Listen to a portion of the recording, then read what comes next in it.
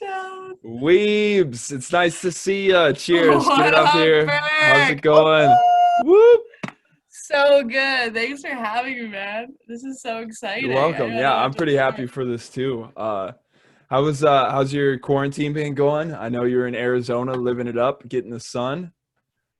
I was living with my sister in Flagstaff, Arizona, and then I recently made the trek back to Florida. So that was a little sketch, but made it here safe and sound. Now I'm quarantining in West Palm Beach. I'll Hey, show I you think there could be worse views. places. There could definitely be worse places to quarantine for Yeah, it's sure. not bad. It's not bad. hmm I think you got the cream of the crop in Arizona and Flagstaff, and now West Palm Beach. Let's go. Yeah, why not just touch all ends? Let's go. Exactly. How's work going for you? You just pick back up like this week, or have you been working the whole time? So we've been working all throughout madness. It's almost been additional work on us, but it's so worth it to check in on our guys and make sure they're hmm still getting their work in however they Oh, can. So, before we go farther, you should explain to everybody what you do. oh yeah, for sure. So I'm a minor league strength and conditioning coach for the Houston Astros. So I work with our rookie guys in our spring training facility in West Palm Beach, Florida. But I oversee our teams in the Dominican. So I travel back and forth and I coordinate there as well. Awesome. So what does the traveling look like for that? Like, how long do you go to the Dominican and jump back? Like, what's that Yeah, like? so my first 2 seasons with the Astros, I was actually full time down in the DR. So I'd have 6 months at a time when you look at the preseason, in season, and the summer league, hmm and then postseason training. So it was a stint of 6 months. And so I did that for 2 seasons. And then now I was full time in Florida. And then I would be traveling back like every month and a half was the plan. But Okay. unfortunately, I've only had one trip down this year. I went in early February, so that was good. Good to see all the Hey, at guys least you again. made it before all this stuff took over. I So know I would have been freaking crushed if I hadn't. yeah. Um, have you been like doing at-home workouts for them or sending them workout programs and stuff like that? Yeah, for sure. So there's like a wide variety we have to do right now. So there's guys who are at home, don't have access to anything. In the Dominican's case right now in the Dominican Republic, they're not even really allowed to step outside. So we just have to get creative with that. But hmm we plan everything for them right now. So they have their home gym programs, their speed programs, and their conditioning programs. And then it's really just challenged us to be creative with the space that they have and the lack of equipment that they have. But Yeah, I feel we're, you on that. We yeah, have definitely been having to do the same thing where I yeah. work. It's just been a lot of like, all right, how can I tailor these gymnastics movements Yeah, to your house? And then you got to yeah, think like some of the families are in apartments, some have like a big yeah. lawn. Like, what can I actually do for this? So it's Mhm. actually kind of cool having to be super creative and adaptable. And like, Yeah. what at-home products do you have that you might have a little weight with? Like a rice bag. Can you do some like kettlebell swings with a rice bag or something like that? Like, Exactly, yeah. yeah. Mhm. That's awesome. Uh-huh. Awesome. Yeah. So we went to college together at We good old did! NDSU. Go Bison, am I Go right? Bison. Let's go. So that's where we kind of met and became pretty close friends. We Yeah, were in the for same major. sure. Doc T. Doc T, baby. What's up? Yeah, so Legend. she is a legend. Man, those were some good days. I Oh, glory remember like days. the first day we became super good friends was your 21st birthday. Oh You my gosh, party bus, Yes. Okay. baby. So it was right before that. Your birthday was coming up. You guys were playing basketball at the wellness center during the summer. You were training. You had Yeah. practice there, and so I worked at the wellness center in Oh NDSU, my and I would always God, go over and memes. talk to him because I was super bored. And I knew Weaves from class, and she was Yeah. like, "Hey, it's my 21st birthday," and I'm like, "Well, we're going to the Turf, which is a bar in Fargo, Yeah, North I'd never Dakota." been. Well, you can't go unless you're 21. So Well, yeah. yeah, I was like, Weebs, we're going there for lunch. I don't care what happens. So went there for lunch. The rest was history. We've been really close friends ever since. Yeah, freaking beauty Hmm. days. Beauty days, man. Beauty days. So that kind of leads me into my first question I really want to ask you was Yes. so going into the athlete life, what was that like back in college, the college days, just living the basketball player life? What was it like?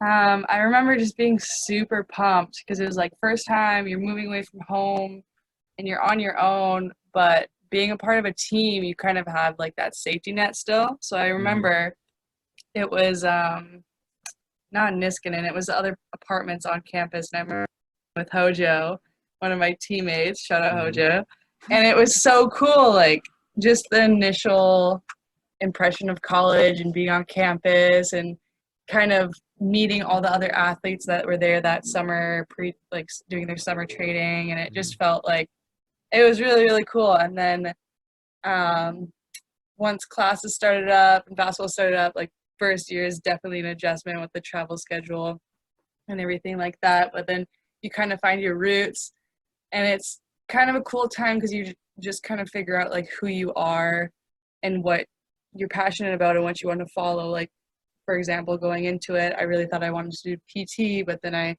ended up meeting Coach Miller and Coach Kelly and Coach Mead at the time, who were all Hmm. of our strength coaches. Great guys. And Great guys. yeah, unreal mentors, and just Hmm. learning from them. And then so I really, really enjoyed college, especially as an athlete, because I feel like it helped me find my passion now and my career now. And I feel like I wouldn't have had that opportunity if I wasn't a college athlete. So Oh, for sure. And like it helped you with strength and conditioning as well because you're living that life legit every day. yeah, So that's just super nice that your passion lined up with what you were doing. yeah, Hmm. absolutely. Yeah. So some challenges you faced. I know you faced some challenges over your Ooh, years on basketball. If you want to get into those a little bit. challenges. I feel like, oh, I'm trying to think of the non-cliche ones, because I mean, like, you're up studying for an exam till like the wee hours of the night, and then you get up and you have 6 a.m. conditioning out on the field, or our weight room was getting rebuilt, so then we ended up like working out of a supermarket my Great last place. couple of years. Yeah, like there was some wild times, and just but some of the challenges end up being the best memories, you know what I mean? Hmm. Because For like sure. Like, like just getting ourselves into trouble. And I just remember it was my freshman year. It was probably the worst punishment I've ever had, but um, we weren't supposed to go to the men's basketball Halloween party, and we ended up going, obviously. mhm. And so it was a big dramatic, like, if you went to the party, stand on this side of the court. If you did, on this side. And then so there was only about half of us that were truthful, and I was like, oh shit, like what do I have to lose? I'm just gonna tell the truth. Uh, And what we had to do after that has like permanently been engraved in my brain. Like we had, so you know the old BSA, it just had yeah. stairs up top. We had to Yeah. do like basketball overhead. If it dropped at all below our head, we had to start over. So we did like countless up downs with that. And then we had 2x4s with towels on the floor, and we have to like go down back pushes, and oh, it was brutal. Like it was the worst punishment. But like, so yeah, like you said, that's a challenge. But at the time, like you could laugh about it now and Yeah. just You're like, I don't know yeah, how it's I did growth. that, but like you do. Yeah. Yeah. That's like one thing I don't think enough people know today is like you grow most through your most painful or challenging times. So Yeah, like for if you're sure. not putting challenges into your life, you're not really going to grow too much. You're just going to kind of stay stagnant. Yeah, You're not exactly. moving forward, not elevating. Yeah, Mhm. fully agree. Yes. All right. So I know after school you went to Clemson to do your internship, Mm, right? Can you mm-hmm. kind of tell us how that all lined up and Nice, how you Berg. got to Good, there? mem. Yeah, for sure. So, Coach Miller, as I mentioned earlier, he's our Olympic strength conditioning coordinator. And so I did like kind of a partial internship underneath him, and he really guided me and was really told me the like you need to complete ABC if you want to move forward in this career. And so he told me pretty much a bunch of schools that I could apply to, and Clemson being one of them. He had a common connection there. And so I had no idea what I was doing at the time, but I feel like I just showed my personality and showed that I was a college athlete and that I had a good work ethic. And then that's how I got that Clemson role. And I was just so stoked about it. So you just want to let us know a little bit of your time doing your internship at Clemson? I know, did some big things happen while you were there? So what was happening? Oh, football obviously just won at Clemson. So like campus was always lit there, but we were like it was made known on day one that we had to like distance ourselves from the college scene. Like we couldn't be out at all with athletes, which is like the norm. Yeah. And then, so I remember just driving down from North Dakota with my car packed with my parents. We made the trek down in like 2 or 3 days or something. It was like a long haul. And then I remember getting there and walking in, and everything was just so like pristine and like top of the line. Everything was Sorinex. Everything had a place. Like all the bands were in order. Like there was like a wall of fame with all the different athletes. Like it was just so sick. And I was like, wow. How big was the smile on your face when you walked through there? Oh, it was huge. Oh, okay, well, I have to mention this. So I walk in day one, and so the intern desk is right there when you walk in. And so I was like, hey, do you know where I can find Coach Rick Frensblatt? He still is the Olympic director. And he's like, oh, no, I don't think Rick's in right now, but you can go talk to those guys over there. So it was like Chandler and Justin at the time who were like full-times assistants. And I go over, I'm like, oh, hey guys, what's up? Like, I'm Britt. Like, oh, you're like the new summer intern. I'm like, yeah. I was like, you guys interns too? They're like, nope, we're full-times. But they hadn't updated the website, so I had no idea. Oh, so you had no idea who anybody was, and you're like so you're interns too? Yeah. But no, it was a lot of fun at Clemson. Like it was all a younger staff, so we had a lot of fun. But if there's one thing I took away from Clemson, it's like, well, obviously their integration of technology. That's where I was like first introduced to it, because they just have so many resources there. But the attention to detail that was required, like that's something that I really took with me. Like what I said, how like everything had a place, and we had like deep clean Fridays where there was just like a book and you would like initial beside each one that you did. And it was always like whoever drew the short straw would have to do stairs that week. And there was stairs leading from outside the gym up to like the second floor where you could enter the court area. And so that set of stairs was outside. And so there was like this big grand process. And you'd have to like spray them down, then you'd have to Lysol them, and you'd spray it down, then you bleach them, and then you towel dry. Like it was like everything. Dude, that sounds like my thing. I would love that way too much. Oh, I get to be outside and spray things down. Let's go.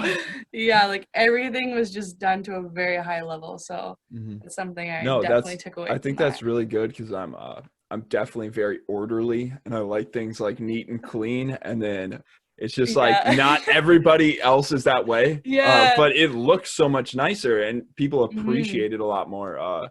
Just that small attention to detail. You're like, all right, this is a high level, because they actually give a fuck of how this looks. So and it was always just so presentable, like everywhere on campus. They did a really good job. Any other things you learned on your journey at Clemson? On Clemson, I mean, integration of tech was a huge one. Like I learned about Polar. I learned about velocity-based training. They just gotten GymAwares and learning everything about that. Do you want to explain those a little bit more in depth for the people that don't know, like myself? Stop. So GymAware is pretty much like a new form of Tendo unit. So it's pretty much like it measures the velocity of the bar. So it comes with a string attachment that you can attach to the bar. And then with any particular exercise, you can punch in and it'll measure a whole bunch of different things. It can measure depth. It can measure velocity, peak power, peak force, like any metric that you can think of, it like punches out at you. So it's like super super useful. Is it like locked in place, or does it just measure, is it like attached to the bar? How does it kind of like? Yeah, so it's like a string and then an attachment, so attached to the bar, and then the base of it always stays on the floor. So it's just moving from the base. Right. And then so that's just a specific, especially since it was summer. So a lot of teams were either out of season training, but for the teams like baseball that was in their playoffs, we'd use a lot for them, because it's kind of vague to say, all right, we want you to hit 85% today. And so we never knew what kind so of you what want to actually they were measure in. that, Exactly. So we'd be like, okay, guys, we're going to work power and speed today, so we want you to stay within 0.8 to 1 meters per second. And so they know that if they drop below that 0.8, they're stripping weight off. If they're above 0.1, they're putting more weight on. Yeah. Exactly. Does it also like track like bar path and everything like that? So yeah, you can track bar path. Yeah. Yeah, that's super cool. A sweet, sweet feature on it. Awesome. What other type of text did you use there? That's where I was first introduced to the flywheel, so eccentric training. They had that. They had so many gadgets that I was just learning about. And you're like, I mean, I want to know all of these. And I want to also train with all of these. Yeah. They're definitely like first in the field, and when it comes to tech at Clemson, I feel like. Yeah. But they also have the staff to be able to utilize it and to make it usable for their athletes and presentable to them, which is really important for buy-in. And if you don't have that, then it's almost useless having all those toys. Yeah, you kind of have to be able to take a approach of like education, like this is why we need you guys to use this type of stuff, because it's only going to benefit you. And so that definitely makes you become a better advocate for the tech, and then you got to learn it yourself to be able to advocate for it. So absolutely. All right, what happened after Clemson? So after Clemson, I actually didn't even finish my full summer internship there, because I heard of a graduate assistant position opening up with Mizzou, which Coach Franz Blau mentioned to me. He had a common connection there. So you see the pattern here. It's all about connections.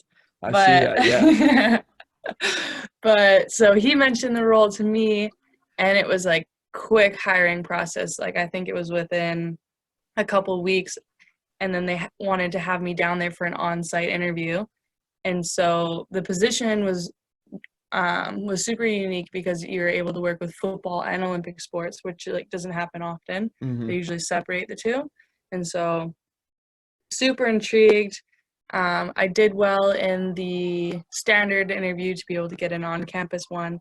And then I kind of had to ask permission, like, hey, do you mind like if I pack up and go and apply for this interview, or go for this on-campus interview? Because at that point I would have driven all the way back, and I think I would have only had a couple weeks left. And so he's like, yeah, for sure, like send it, go ahead. I don't think he said send it, but I would say send it. I hope he said send it. And so my sister flew to Clemson, helped me pack up my little apartment in South Carolina, and then we drove through all the way to Mizzou, stopped in Nashville obviously, and got down in Nashville. And then, so meanwhile, this whole road trip, like my sister's driving them pretty much the entire time, because I'm freaking out. Like I've called people I know who have worked for Coach Kutchlow, who's he was the football director of performance there, and just a super intimidating guy. Like super black and white, is not afraid to let you know how it is.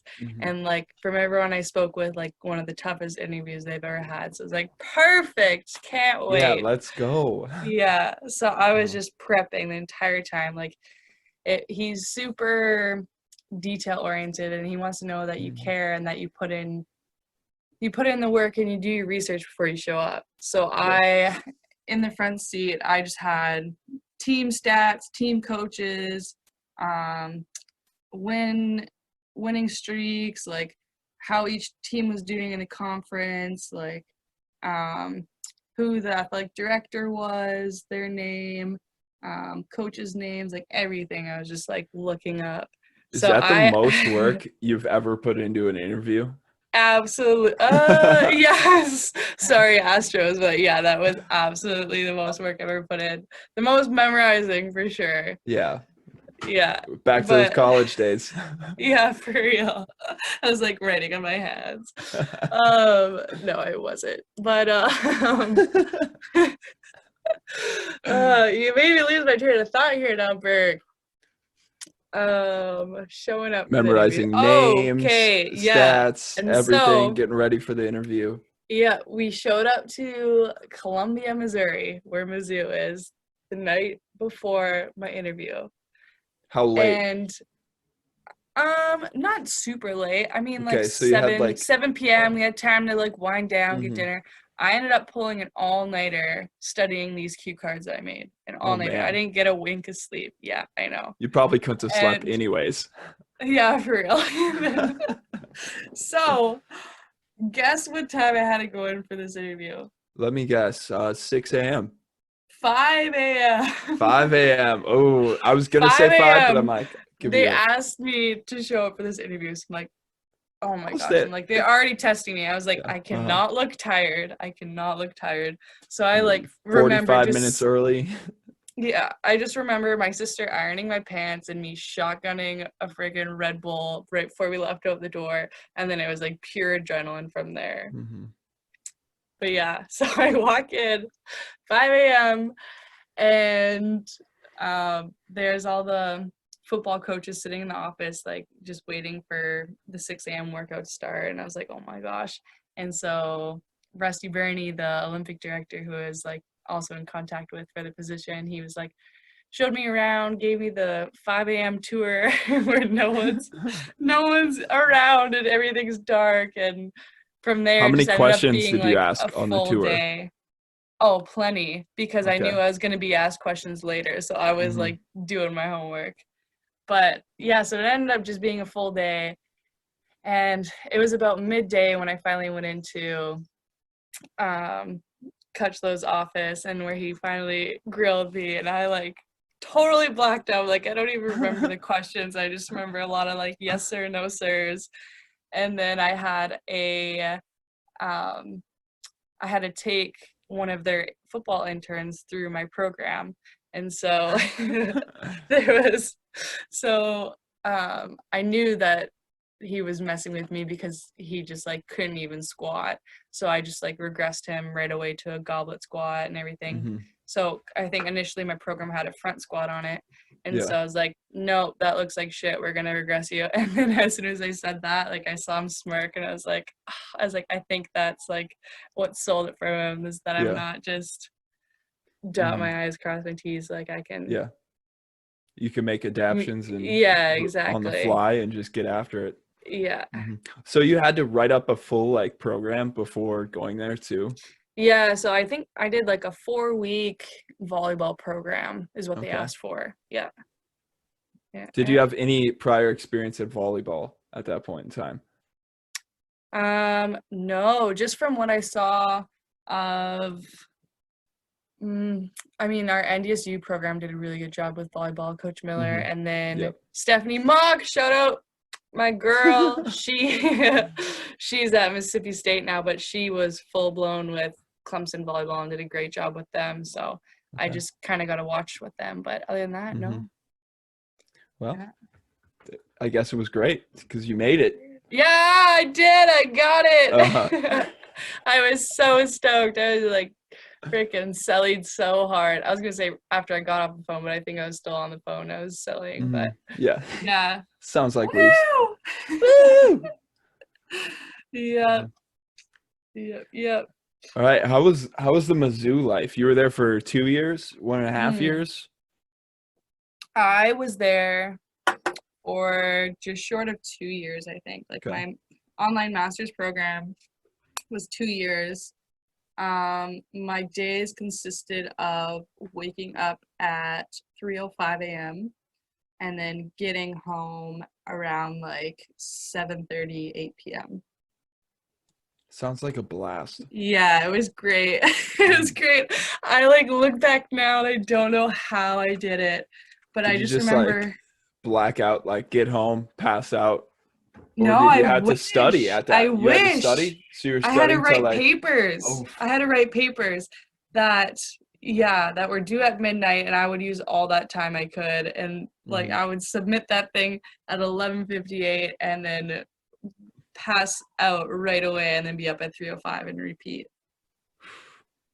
But it was, I wouldn't change it for anything. It was so fun. And like yeah. working with SEC football, like there's no other environment like it. Like it's so cutthroat and there's so much adrenaline and you're always going, you know, like any little mess up you make, like you're gonna get called out then and there, like in front of everybody and just like cussed out, and it's just like, oh, And you're I like, just I ain't loved trying it. It I was ain't such trying a to get there. rush. Yeah. It was such a rush. Like, So did you ever have to do any of that cussing out or anything? Or was it just directed towards interns and GAs and stuff? Did I ever have to do any? I mean, by my last year, I was in charge of like 6 of our interns for football, but that was never really my approach. Okay. Like, What was your approach then? but Let me know. what was I my wanna hear this. approach? Yeah. My approach. It was, I don't want to say it was soft, but it was like more approachable. Like I wanted them to come to me with questions, and then I wanted them to have the chance to correct themselves and not just get cussed out right away and then not given the opportunity to fix what they had messed up. Yeah, exactly. So more like more empathetic than the old school style of just like, yeah, exactly. But then you also have to realize who you are trying to influence and who you're approaching. Like that might be different for someone else, because there was a couple football players that like wouldn't respond at all unless I like threw a couple F-bombs in there and then they knew I was like being serious. Like it's all about like making it catering it towards them. Yeah, for sure. And just knowing your athletes, knowing your people that are working under you and what they need to be successful. Yeah, exactly. Yeah. 100p. Awesome. Well, you were there for 2 years. Do you got any crazy stories that you haven't told me? Any wild nights? I do have some crazy ones. I need to think. I just remember like there's so many crazy stories. I wish I wrote some of these down. Like I can't think of them off the top of my head. / I don't know if I should say them. But there was the older I get, I realize like picks or it didn't happen like is an actual thing, because if you don't have a picture, you didn't write it down, you forget about that night. Like I know. I feel like I've blocked a lot of it out too, but there was just like I remember just our football setup every morning was just like it's scarred in my brain. We would have like it would be speed day or something, so we'd have 20 prowlers set up for like different like elite skill and big skill, so they'd all have different weights, and then we'd have tires and the hammer slam and everything all set up, right? And then like, oh, we're actually not going to go with prowlers today, we're going to go with chain sprints. And we're like, oh, okay. And they're like, oh, you actually have 8 minutes to get it set up. So we had to go like across the entire football turf and like reset up 20 stations and like get all the chains from inside. Like it was always just chaos and always just on edge. And I don't know if they created that environment for us on purpose, but I definitely grew from it. And I like loved it. Like I wouldn't change it. It was so much fun. Because like what that's doing is teaching you like, oh, we're adapting on the fly and kind of getting that into your mindset. And then like I guarantee you, especially doing these at-home workouts, which is exactly what you have to do. It's probably helped out so much. Yeah. It was like cutthroat is really the only way I know how to describe it in so little words. Yeah. Okay, and on to the Astros. You wanna walk me Oh, through that process? How that yes, came about? Let me absolutely. guess. Another connection. Oh, yep. So let me think. It was, I was in my second year. It was right before kids are absolutely ripping on scooters right now. I wish you could see that. That's so cute. Send it! So yeah, going into my second year, Coach Dylan Lawson, he was a hitting coach for Mizzou at the time. So he had actually gone from the Astros to Mizzou, and then he was about to go back to the Astros. And so before he left, he's like, "Hey, I really appreciate like how you command a room when you're coaching, and not many people can do that in a male dominant sport." He's like, "I want to put you in contact with one of my really good friends, Rachel Balkovic, who's the first female strength conditioning coach in MLB." I was like, "Oh, no way." I was like, "For sure." And so I ended up emailing her. I remember reading it like 8 times, like being so uncomfortable. I'm like, she doesn't even know me. Like, why am I doing this? But I was just like, case, swallow your pride and just like reach out.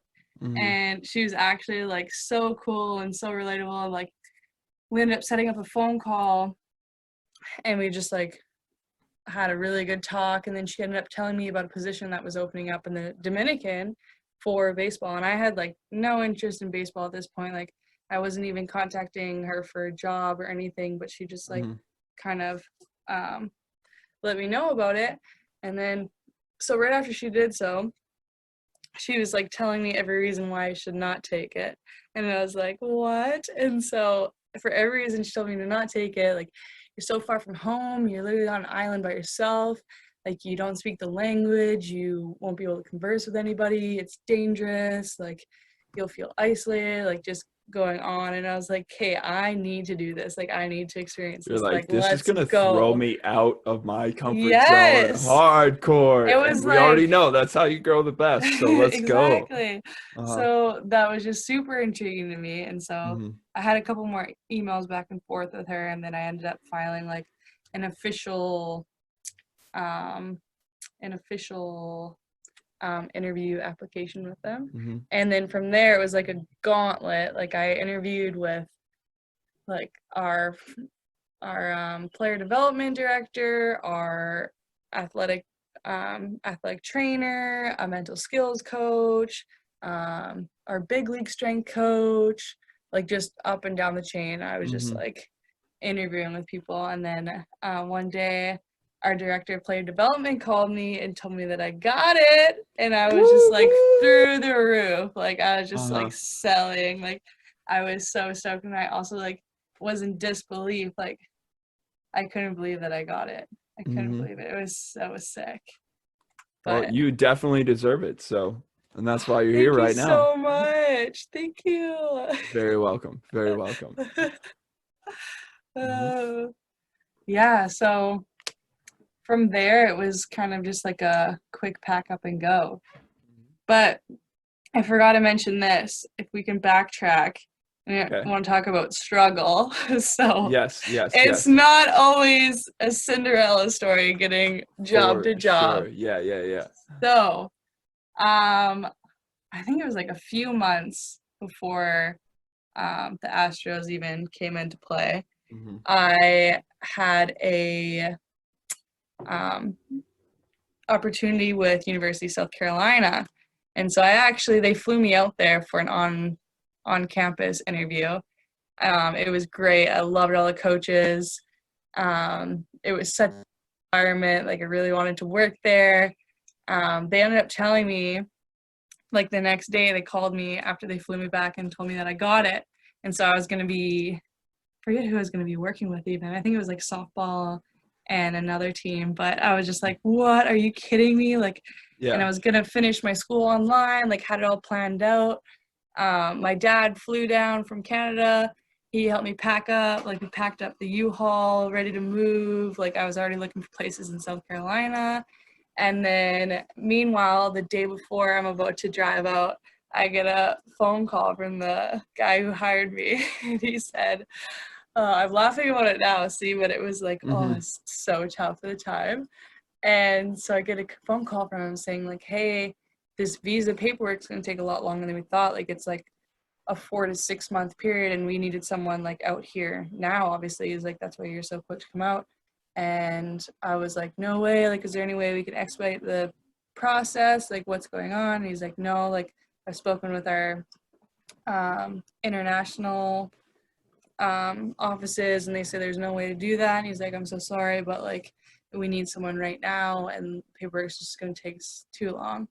So, being Canadian did not play in my favor at that point, because I was on a student visa at that time, and I would have needed to be on a work visa, and that to have that switch over, it was just like, it's pretty complex, and so I was just devied. So I was just like, oh my stuff, so I like went you had to repack up your entire apartment, and you had I to like go call already Mizzou like and be like, yo, can I come back?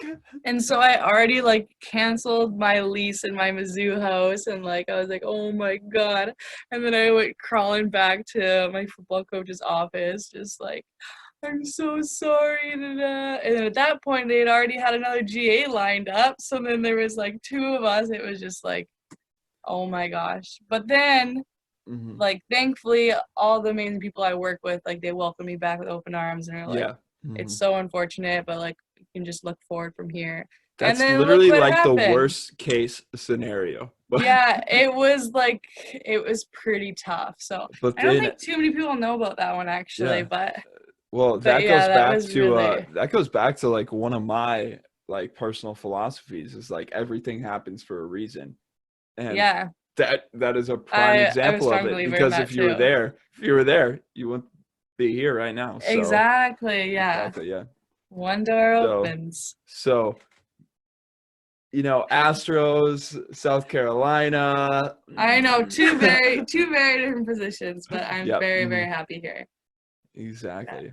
Awesome. Oh, my dog's coming to visit me. Oh, hi, Bo. He's just hanging out. Oh. All right. So you got the Astros position. You're in the Dominican. I need one very shortly too. Yeah. So, cheers. I actually headed down before I graduated, so I missed my ceremony. But I finished my thesis working with Dr. Mann there. What was your thesis on? Explain that a little bit, I guess. Eccentric rate of force development in football players. So I had a group of the, I think it was like 6 and 6. I had 6 football players performing like 3 sets of 10 on the K box immediately after their training, and a group who didn't, and then we would test their vertical jump height. So we were just comparing on the force plate, we were just comparing their eccentric rate of force development, and then we found that those who performed additional eccentric training on the K box obviously improved their rate of force development. So it was a pretty simple study, but it was really cool to be able to gain experience alongside Coach Mann. Yeah, and it Dr. Mann. It also shows you the importance of eccentric training, which is mostly overlooked, I would say. Yeah. Yeah. Especially, I'm not going to get into that. There we go. Yeah, we could have a whole other podcast. Yeah, I was going to say, this is going to be like, another day. Another day. Yeah. So I got out of there. I headed straight to West Palm Beach, where our spring training complex is. And then I spent a couple of weeks here because I needed to wait for my Dominican visa now. This is just a world of visas. And so I finally got that approved. I got it in my hands. I went down to the Dominican. And I just remember getting off the plane and being like, oh my God, here we go. This is home. Let's go. And I was just like, no one is going to understand me from like the next however long. So I was like, brace myself, here we go. And so then Davey, our one of our guys who works at the Dominican complex, he's like he's like one of our drivers too. Like he drives everyone to and from the airport. And so I met him for the first time, and he's so welcoming and like doesn't speak a lick of English. So I was like, oh great. And so I just remember him like dropping me off at my apartment. My apartment was like in this resort on the water, so it was like pretty sweet. And I was just like, remember getting to my room and just like dropping on my bed and looking out the window. I'm like, this is I can't believe it. I can't believe this. Yeah. Yeah. And then going to the complex for the first time, meeting all the guys. It was like, it was so special. It was really, really cool.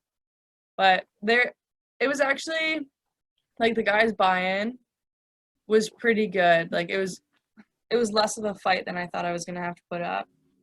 But, I mean, your personality just kind of takes over. I'm just going to say that. Like, it doesn't really matter, like, what your gender, because I know some people have a problem with that, especially in the strength and conditioning community. But, like, your personality is just top of the line. Like, you're just an energy when you enter the room, which is probably why you got that job. You can command a room like nobody else. Yeah. Yes, I just tried using that with them. Is just like be super personable. Like you and I've learned like you can tell so much from body language and just picking up someone's vibe if you like you don't even need to speak the same language. Like you can get it. So my whole thing was just like be personal, show that I am like easygoing, but also at the same time, like I have set things I'm going to demand from them, and they're going to know when they don't meet those demands. And so, quick stop. Have you ever read the book or listened to the audiobook, The Alchemist, yet? No, I'm writing that down right now. Yeah, you gotta do it. So at one point he talks about there's a universal language. So like even if you don't speak the same language as somebody, you can still communicate with them and you can still get them to smile and you can still have like an actual conversation. You know what I'm talking about? You know exactly. No, like, I do. That moment, you know exactly what it is. Yeah. So it really doesn't matter because like if you're put in a situation, you can make it work because there is a universal language. So it's that body language. It's just like the So 100% agree with that. Yeah, but I would actually almost counter what I just said too because I couldn't come in as easygoing or as fun loving and like bros with the guys. Like I needed to set those expectations off the start, and then from there I could work backward and be more there's just like that standard of like professionalism and like authority that I had to set like at the get-go, because if I didn't do that straight away, like it would have been a mess trying to get those guys respect. I've definitely been there just coaching kids in general. Like you got to get them to respect you first to be able to be able to have fun, because like that's what both of us want to do. We're both very fun oriented. Yeah, literally. We want to have a good time. Like let's 100%. Be real. And so when it comes to like coaching, my coaching style is very much like that. But they need to know like I also need you to get down to business. We can have fun, but you also got to get your shit done. Yeah. You know? So like that's just how it goes. And like you said, you can always work back from there. It's way easier to be super harsh right away and then ease up. Yeah. No, for sure. I agree. Okay, I'm moving inside, Berg. I got mosquitoes on me and it's getting dark. We don't have any yet, but understandable. Yeah. Oh my God. Just wait. All right, you made it back inside. Yes, we are in my humble abode. It looks pretty nice. Not too bad. Thanks. All right. So nonverbal communication. That's what we were just kind of focusing on, and just how you use that and got to respect your athletes right off the bat. What kind of transpired after that?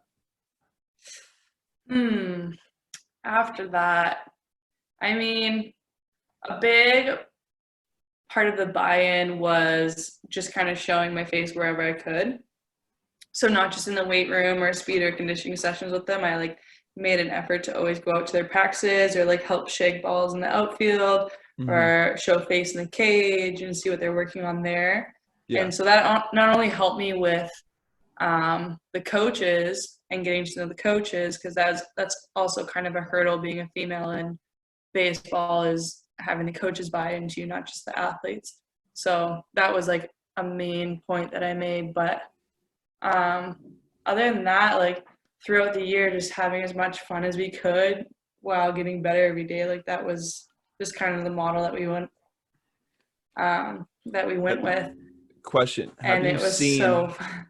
Have you seen like having fun and getting them to enjoy the struggle leads to better results? Oh, 100%. They're going to work so much harder if you make it a fun environment for them. Mm-hmm. If you ask them to do a 20-yard sprint, you're going to get 80%. If you put a line of 4 guys who you know are equal in speed and who are going to compete their ass off with each other, and then you give them that same 20-yard sprint, they're going to have way more fun doing it, and you're going to get a lot more out of them. Yeah, that's one thing I like to do with that is I like to do a lot of the things with my athletes. So then it's like, they're like, oh my gosh, our coach is doing this with us. This is so cool. That's so 100% what I did. So I'll like do like every single warm up I do, I'll like do it with them. Like, and then I'll always do the first like demonstration. I always run through it myself, or if they're not getting something, I jump in there and do a couple sets with them. And I'm like, hey, watch me do this. Can you see this? I'm going to get the tactile feels in there. And obviously providing good demonstration was like crucial for me because I couldn't verbalize it straight away. Yeah. Mm-hmm. And so that was huge. And then just being able to show them like, so for our younger guys, we just have them on like a body weight program and performing our 8 key movements, just body weight. And so when it would just be something like you have 10 push-ups or something, and some guys are struggling, and so I'd like go down there and like bust them upside them, and then all of a sudden they can then they're like, yeah, let's go, let's get this. All of a sudden they can do it, or it's a conditioning session, but it's aerobic capacity, so it's length and duration. They hate it, and so like I'm out in front like leading it and like talking, and like they're like, what the heck, like what? How are you doing this and talking? And just like I feel I did my training in the afternoon there, and so they always trained in the morning, had games in the afternoon, and then their classes in the afternoon. And so when they were going like to and from their rooms to the classroom, like this is all at one complex in the Dominican, they would see me training, and I'd be outside doing something like barbell walking lunges, and then sprint around the field, and then come back and do burpees or like something like that. I was just on a kick, and they would see me do that, and I feel like it almost earn more respect because then they would like talk to me about it the next morning before their lift, and then I feel like I almost got like more effort out of them. Yesterday. So it's just like a grind for a grind, you know. Like I feel like if you can set the example and you show that you do exactly what you're asking of them, then there should be like no question. But that's like for me going into a gymnastics community with zero gymnastics background.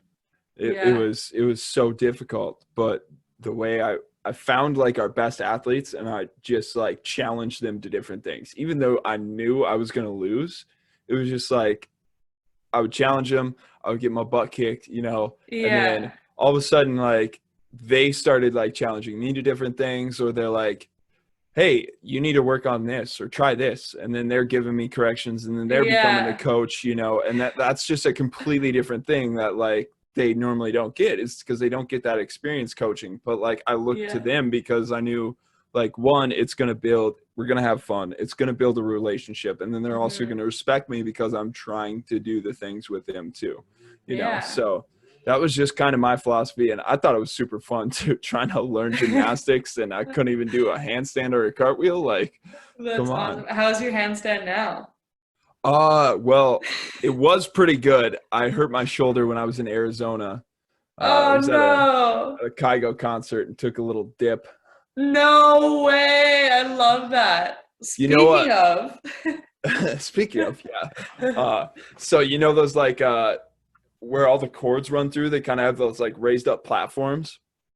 I went to, you know what I'm talking about? Like a concert, they hide cords like running from speakers and plugging cords. I got you. And the raised up platforms, I like stepped up and over it, and I caught my toe on it, but I was already moving forward, so it was like my back toe lifting up to step forward, and I caught like the very tip of my toe, and I like did one of those like, oh, and then I like knew I was going to go down. So I like went to shoulder roll. But when I shoulder rolled, I pushed off the ground with my left hand. No, Did you not good. sewer your wrist? No, it's all shoulder. Oh, your just, shoulder. Yeah, my rotator cuff is not the greatest right now. Dang. Yeah. Mm-hmm. You need to get on that rehab. I'm waiting to be able to go back to the doctor to go get it checked out because I can't really. I can now. Don't have to go to Opened Up today. Oh, so, that's wild that you guys opened gyms already.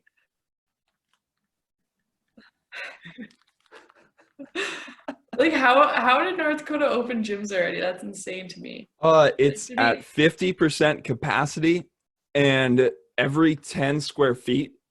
So you have to have 10 square feet like sectioned off, and only one person can be in that 10 square foot area. Are they okay? I'm not even gonna get into this. That's good. That's good. I don't know how it's gonna work quite yet, but we'll see. Yeah. No, it's awesome. I'm excited to be able to possibly go back to work a little bit instead of working from home. Yeah. Working from home does just not have the same. I like the hours. I really like the hours.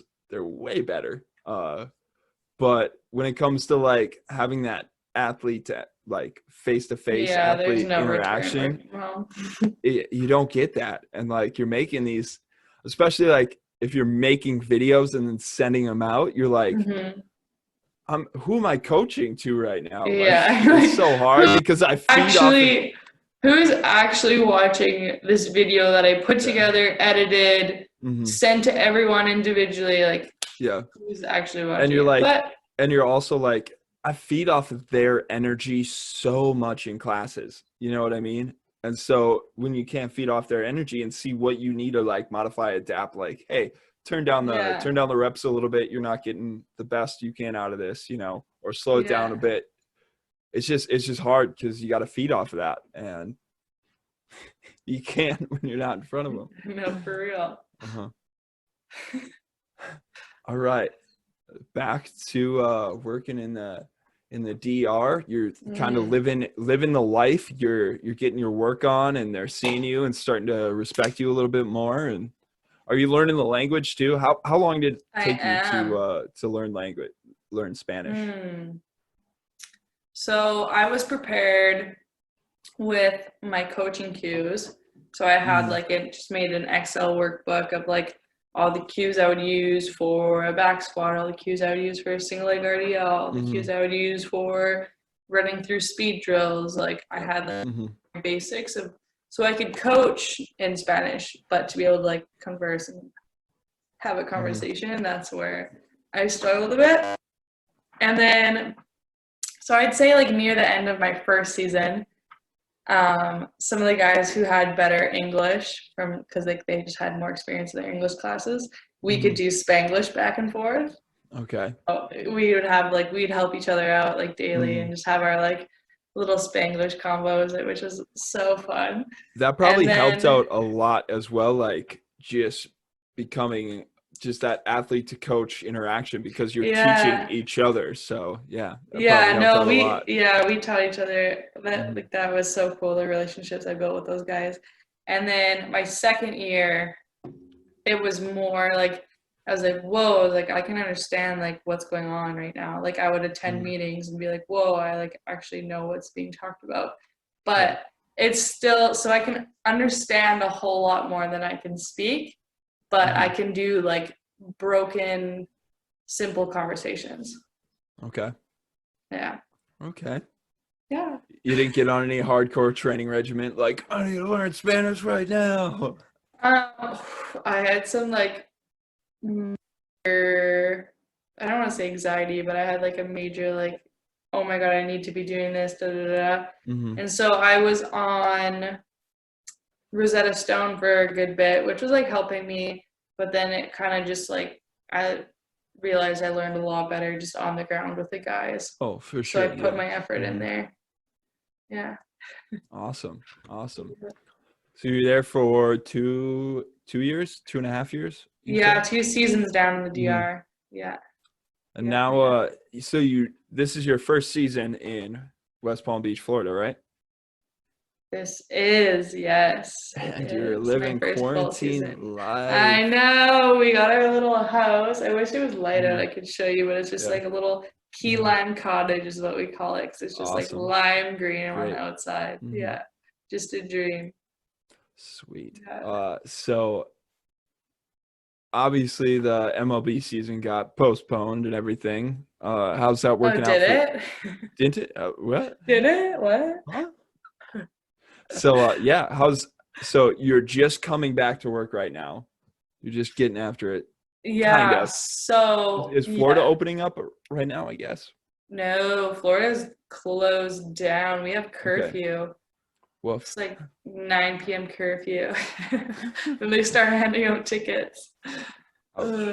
Yeah. But I came to Florida to kind of get back into routine in hopes that everything will open up soon, but we still haven't really received any new word.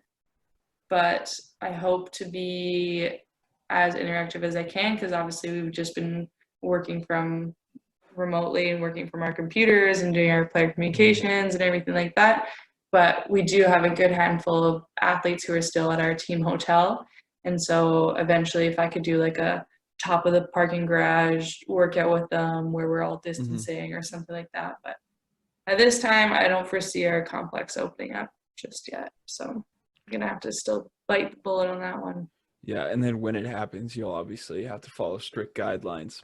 Yeah, for sure. See how that's going to work through. So it's such a strange time. I think that's my favorite way to say it. It's just like strange. It's so strange. Be strange. Yeah. All right. Something I want to get into is just your coaching philosophy. So what kind of coach do you see yourself, and where do you want to kind of go, and with your coaching mindset, I guess? This question changes, or this answer changes every time. But I shouldn't say changes, but it like evolves. Let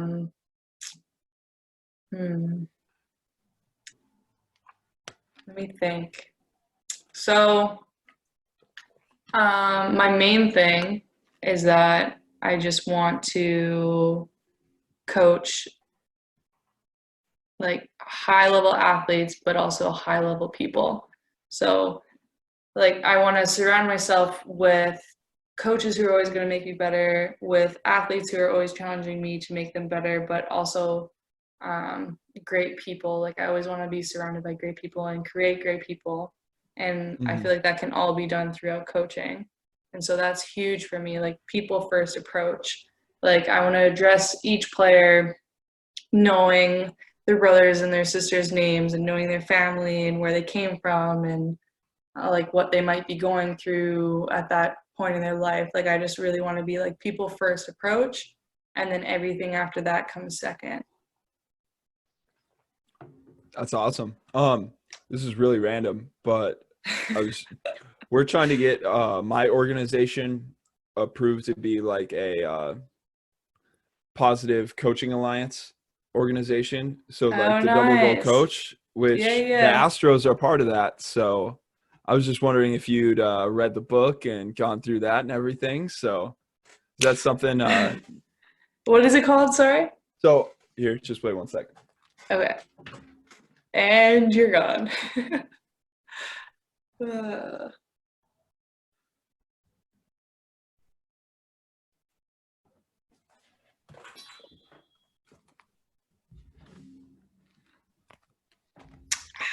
Let's see. So it's the power of Double Goal Coaching. It's like the Positive Coaching Alliance. Yeah. So it's a really good book. It's really short and just teaching you like the power of being a positive coach rather than focusing on the negatives, focusing on like what you can do better. Like that effort is the greatest thing to work at. So the elm tree. Let me look. I need to run back through this. It's been a quick minute. Beauty. So elm tree of mastery, effort, learning, and bouncing back from mistakes. So that's just kind of, it's pretty truthful. Like, that's how I personally learn the best, is by busting my ass for it, you know? Yeah. Doing everything I can to learn about it, and then making mistakes and using those mistakes not as like a negative thing, but like, how can I not make that mistake again? Yeah. So check it out. It's a really quick read. Like, it's super thin. You probably get after it. Probably get after it in a day. Yeah. So yeah, I would say check it out for sure. Yeah. Nice. You got anything else for your mindset on coaching, or? So that's kind of like my personal coach and like how to deal with people. But as for like the technical side and coaching, everything is just the basics done exceptionally well. Like just ground zero and like just getting excellent at each level before you even think of moving up or changing something. And even if it seems boring or, you know, super slow pace at the beginning, like even as a coach, because players usually get bored of it pretty quick, but even as a coach you can get bored of it. But it's just like trusting in the basics and trusting in the process and working up little by little. I found has been super important. Yeah, if you're trying to build a skyscraper, you can't have a shitty foundation. Yeah. So you really gotta grind out that foundation, make it the best foundation as possible. Yeah. And it may be long and monotonous and boring. Yeah, super but monotonous. Like, you really just have to go through and trust the process. That is the thing I've learned the most out of the last couple of years, is trusting the process, because it's so easy to break the path of discipline, you know, but if for sure. you're not gonna continue to grow if you break that process. You just gotta trust in it and just push through it, you know. Yeah, and so that was really cool, seeing it almost come to life when I first joined, I had 2 weeks in West Palm, and seeing how some of those guys moved, it just wasn't great. And so being able to go to like the Root and the DR, and then working with those guys for a couple seasons, and then now having them come up to West Palm, and like seeing how well they move and how strong they've gotten over the last couple of years, just like not only from our programming but from maturing in general. But just it's like really reassuring of trusting the process and doing the little things really, really well. Awesome. So another thing, we kind of touched on it earlier, but the strength and conditioning field is just, it's pretty masculine. So is it? What? So how do you kind of deal with that, just fighting against the stereotype constantly? And that's, I'm just going to say this, like, I respect the hell out of you for doing that. And it's so awesome to see you succeeding so much in it. It's so inspiring just all the time. So. Oh my God. Wow. Thank you. That's crazy. I mean, I think it goes all the way back to my childhood. Like, I grew up as one of the boys, and like at my birthday party, it was all boys, like always. I was just like surrounding myself like one of the boys. And then I feel like for the boys, but I feel like just because I can relate to them so well, like I even played boys hockey all the way up until I was 16. Like I was always just surrounded by boys, and I can just relate to them so well, and just like the competitive nature. And I don't know, I've always related to them so well. And if you give me an opportunity to like talk to a group of guys or spend time with some guys, like I'll be able to show my personality, and I'll be able to receive theirs and just like mesh. Like, I don't know, it's just always been easy for me working with guys. But there's definitely, I've learned like different approaches with different populations. So like you can't really have that approach with coaches. So what I've kind of learned with more old school coaches of like, why is there a girl, da da da, is honestly just when you meet them, firm handshake, stare them in the eye, but then after that, like head down and work your ass off. And they'll see, like they're gonna see you working really hard, and they're gonna see that the guys respond to you, and that in itself will do justice for you and set the example. Like you don't really need to do any more than that. So that's something that I've learned the Live last the couple life, years. trust the process, be the example. Yeah. Be the light you want to see in the world. Let's go. Yeah. For sure. Awesome. Yeah. I can definitely tell that just being around you, like that's the kind of vibe you have. You're just easygoing. You're easy to get along with. Like I think that's why we became such great friends so fast, you know. So love you. Up. Bless love up. You too. Yeah, bless up. So what is just your general mindset towards being successful in life?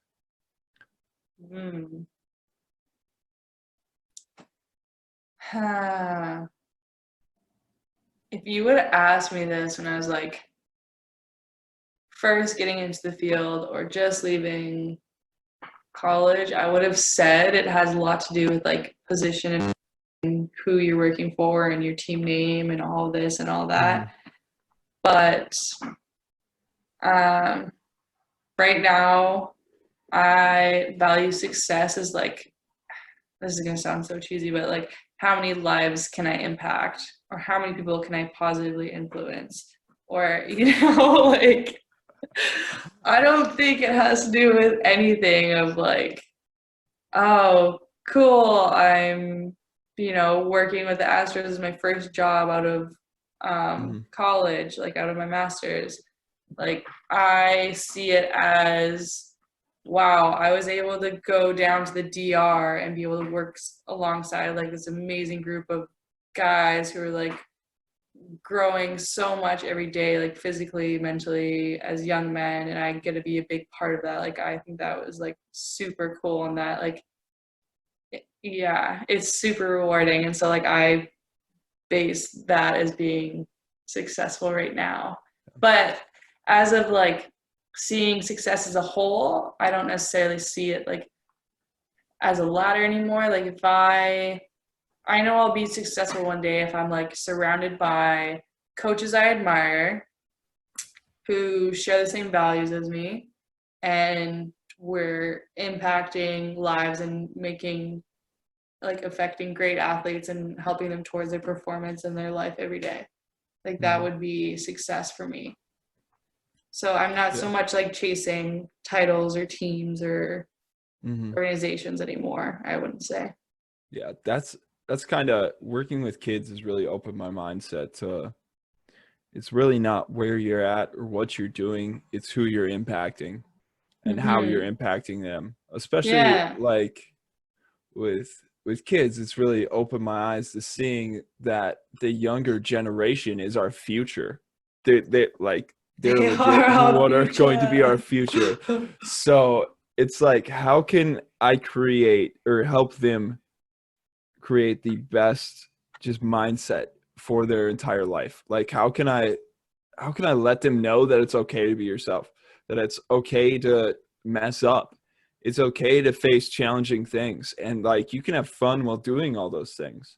And so it's when I think of like what I see for my success in the future, it's just, how am I able to impact the people around me, to lift them up, to be able to let them lift other people up and just create a chain reaction, you know? That sounds pretty cliche, but then also, how can we set the younger generations up for success in the future? Like, what do we got to do for that?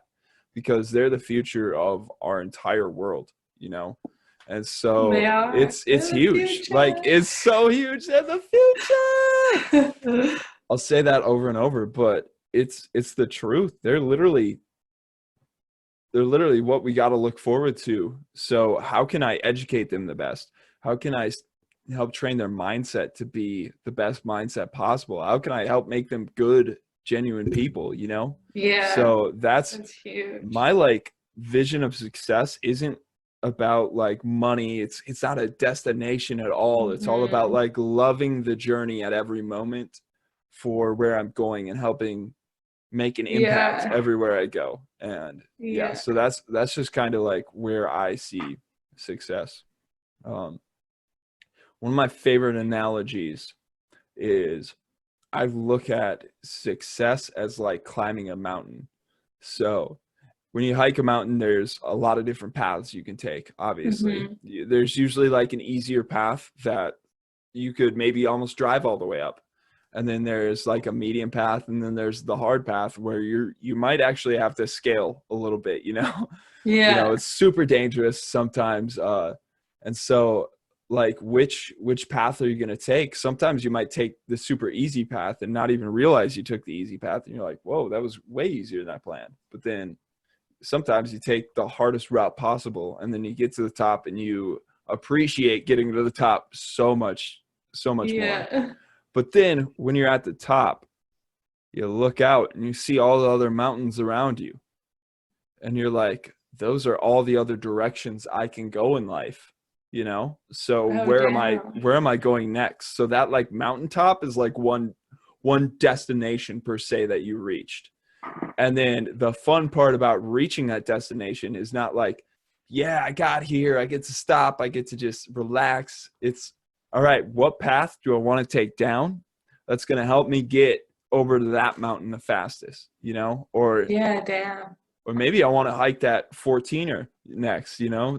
I just climbed a 1200 footer, you know, or 12,000 footer. So it's just like that's how I've kind of looked at it. And so me and one of my best friends came up with that together. I love that. And so that's just my outlook on it, is you're always going to get to the destination, and the destination is like a peak. And then once you get to that peak, there's going to be a valley, and you got to understand that, because you're getting back into the grind. And then you'll start to gain that momentum. And that's when you're getting that momentum and you're starting to move forward again, that's where you're climbing to the top of that mountain again, you know? Yeah. So, I love that. Yeah. I've never heard that. I love it. Good work, Berg. You're welcome. I can't take all the credit. Shout out to Jacob Shimpa. He helped me make that. We're actually going to get tattoos together. I'm going to put mine right here. Are you going to get a mountain? Yeah. Oh. Mountains with peaks and valleys. You got to have it. Mountain. I got a little mountain on me. Got a little mountain? Got a little mountain. A little mountie. Awesome. Okay, one thing that definitely brought us together too is our choice in music. Yes! Okay, just going off of this right now. What is your favorite EDM song of all time? Oh shit! Of all time? Yeah, I'll go with mine right away. Alone by Marshmello. Alone by Marshmello. I have to listen to that one. I don't know if I know. Okay, well, my go-to. I don't know if you can technically count it EDM, but it's like Jonas Blue Fast Car remix. Like that's my that's go-to. Definitely EDM, and that song. But it's not like hard EDM. But yeah, no, and that's the best part about EDM is there's so many different genres. I know. Yeah. So that's like that's my forever go-to. Mm-hmm. That is shoot. What's the latest one? I just In My Mind or whatever, that remix. There's so many good ones. Like literally I find new remixes every day, and they just like. I need to see what my playlist is at. So in 2015, I think I started it. I made a EDM playlist on Spotify. Oh my gosh. It has gotten to 1,863 songs. It's In My Mind, Dynamo remix or whatever. I just butchered that, but you know what I'm talking about? Yeah, I You know think what I so. mean. I Yeah. believe so. I'm gonna look it up real I'm quick gonna and play play it it. right. I'll play it right. Ready? Oh, don't play it. Don't play it. Don't play it. Let me. You got it? Yeah, I'm just gonna play it to myself because when I throw this up on YouTube, if you're playing a song, they can flag it and take your video down. Oh, no Yeah, chance. so like I'm not. I just don't want to take the chance at all. Yeah. Okay.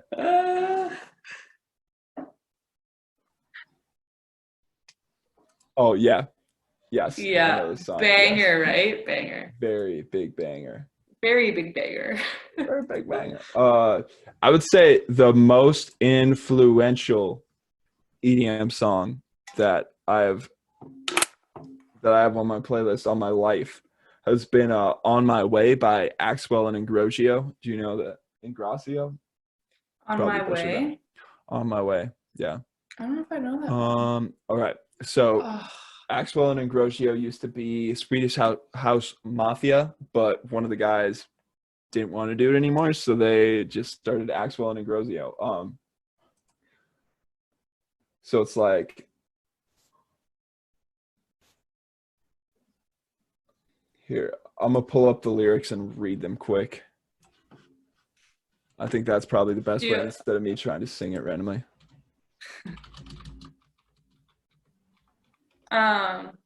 One of mine is "Wake Me Up" by Avicii. That one's always struck a chord. You know, have I told you? So the next tattoo, thank God, tattoo parlors are opening up. But I'm gonna get on my forearm, on my left hand. I'm gonna get a heart. Was Can that you figure it out? Was that your right hand? Yeah, that was my right hand. I'm gonna get it right here. I was just like, this is gonna look better, so I'm gonna get it on my left hand. Have you ever heard Avicii's song "Heart Upon My Sleeve"? It was on his new album with Imagine Dragons. Yeah, but on his first album, he just had like the instrumental version of it. And that has forever been one of my favorite songs. And when he passed away, I just remember that was re-listening. so sad. Yeah, it was awful. I cried that day. I cried. I had and it plans was like, to go see him. Like he was the first DJ I ever like fell in love with and I ever like really liked. And he was just always on my list to go see. And my sister had seen him like 3 times. So jealous. And I was gonna go see him like that year. And it was just like heartbreaking. It very, very I definitely cried. Yeah. I definitely like it was a couple days before my birthday because was that on 420, right? That he passed away on 420. Yeah, I think so. And my birthday is the 23rd. And so my birthday was on a Saturday that year. And I literally just spent the entire day listening to Avicii. Like, yeah, I did. Like for that week straight, I didn't listen to anything but Avicii. I feel like it was just on repeat, and then like that's when "Heart Upon My Sleeve" like really struck chords with me. I remember listening to it back in the day, and I didn't appreciate it as much. And it's just like really, I was like, wait a minute, that would be a great tattoo like idea because that's kind of how I try to live my life. Just put myself on my sleeve. Like, you know who I am when you meet me. I don't hide anything. I just give it to you up front. So like I'm wearing my heart upon my sleeve. My emotions are right there every day. Yeah. And so I'm also a nerd, so I'm gonna get a heart container from Legend of Zelda on my arm. Oh and my I'm gonna have Avicii's logo right underneath it. So sick. Yeah, so a lot of meaning to that for me personally. But yeah, so going back to Axwell and Ingrosio, I'm so bad with names. So it's like it starts off, "No time to pretend, dust off and try again, straight out of lion's den, strong as 1,000 men. That's what I've been told since I was 6 years old. Duck down and count to 10. I'm gonna hit the lotto. I'm gonna place my bet on every step I take. Go tell everybody under the sun I'm on my way. And if I hit rock bottom, I'm gonna smile and dance with every step I take. Oh my gosh. Go tell everybody under the sun I'm on my way." Oh my God, I love that. I have definitely hit rock bottom before. And that is my exact, like, when you're at your lowest point, you're like, I literally got nothing to lose. I'm going to smile and have a good time. And then I'm going to get after it, and I'm going to put my entire. Oh my God. Yeah, I love that song. Yeah, so you'll have to listen to this. Are you an Apple Music user, Spotify user? Spotify all day. Oh my goodness, Weebs. I'm gonna. Oh no, your iTunes. Playlist. Wait, are you Spotify? Okay, good. It's in the chat. There it is. Check that out. Ooh, chat me up. I've poured my heart and soul into this playlist over the last 4 or 5 years. So. Oh shoot! Looks like I know what I'm running to tomorrow. Exactly. It's so long where you could run to it. You could drive to it. High fives and good vibes. I love that. Oh my gosh. Yes. Mm-hmm. Yeah. So. Oh, Armin, love it. Mm-hmm. It's got some good stuff. I constantly update it with any new song that I like. So yeah, there's so much on there, and yes, Bert. Some days I just like go back to the very beginning and just listen to it like straight down, and I'm like, God, there's a lot of songs that I forgot that I loved. Mm-hmm. Yeah, those are the best when you go back to them. Exactly. Or you're like hitting it on shuffle, and you're like, man, this is like hitting me in the feels right now. Like, God dang. God dang. Dang. All right, Weebs. What are some habits that are keys to success in your life?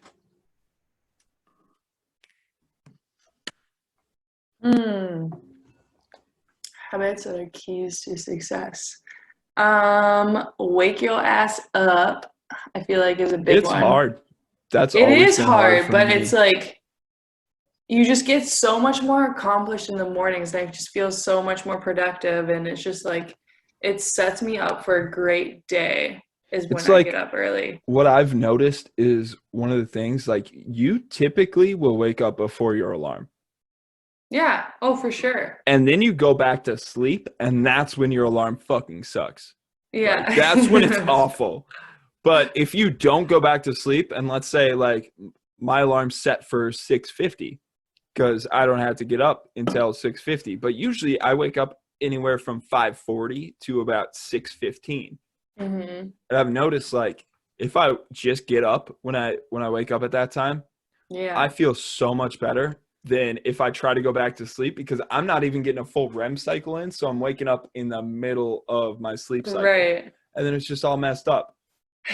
It doesn't work like that. And then you're just exhausted, you know? So yeah. What's the real thing? Like, that's another thing, like knowing sleep cycles and like timing those out. Like, because if I wake up and I'm super gassed at that time, I'll literally set my alarm for about like an hour and a half later. So then I will wake up on my next sleep cycle, because I know I have the time to sleep in. I'm waking up like 2 hours earlier than I actually need to. But I like to just chill out. I like to read and drink a cup of coffee in the morning. Yeah. You know, I took my dog on a walk because I like to get a little movement in. So it's just like movement, Johnny. Yeah, a little movement. Let's go.